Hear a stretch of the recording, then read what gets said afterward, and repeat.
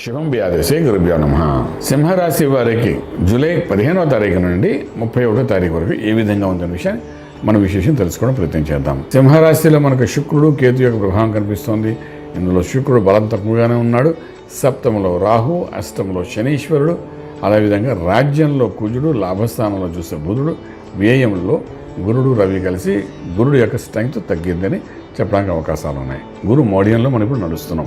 గురు మోడియంలో ఎప్పుడైతే ఉంటామో మనం ఆటోమేటిక్గా మనకు కొంత గురుబలం తగ్గుతుంది. Okay, fine.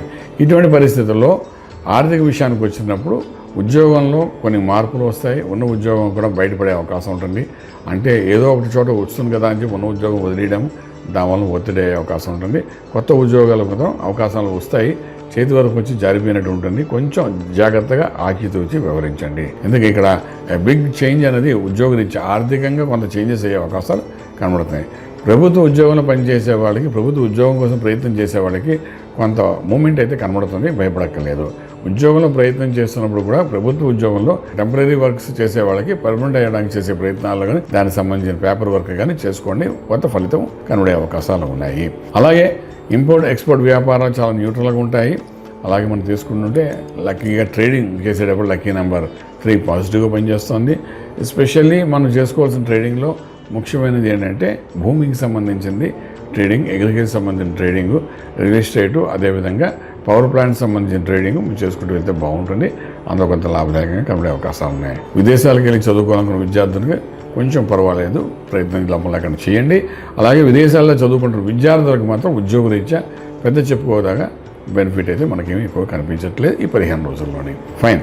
ఇంకా మంత్రమే శరణ్యం అనుకుంటాం కాబట్టి ఆరోగ్యానికి అది మూల మంత్రం అంటాం కాబట్టి అష్టంలో ఉన్న శనీశ్వరుడు, అదేవిధంగా సప్తమంలో ఉన్న రాహు యొక్క ప్రభావం పూర్తిగా మీ మీద ఉంటుంది. ఇటువంటి పరిస్థితుల్లో మీరు ఏం చేయాలంటే నిత్యము, అంటే అనునిత్యము అంటే సూర్య ఆరాధన చేయడం చాలా అవసరం పడుతుంది. సూర్య ఆరాధన చేయడం వల్ల ఏంటంటే కొన్ని భయానక స్థితిగతుల నుండి బయటపడే అవకాశం ఉంటుంది.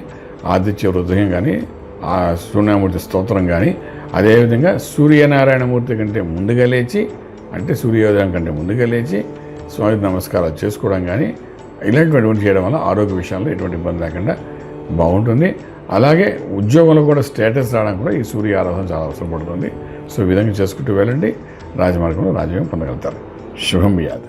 పూర్తి వివరాలకు సంప్రదించండి శ్రీ వేదమాత గాయత్రి జ్యోతిష్యాలయం, Brahmasri మంతా Suryanarayana Sharma garu, Srinilayam, first floor, 101, Sai Vaibhav layout, Chitrapuri colony పక్కన, కాజాగూడ, హైదరాబాద్ 500008. సంప్రదించవలసిన ఫోన్ నంబర్ 8855559147, 8855559148, 9849996644.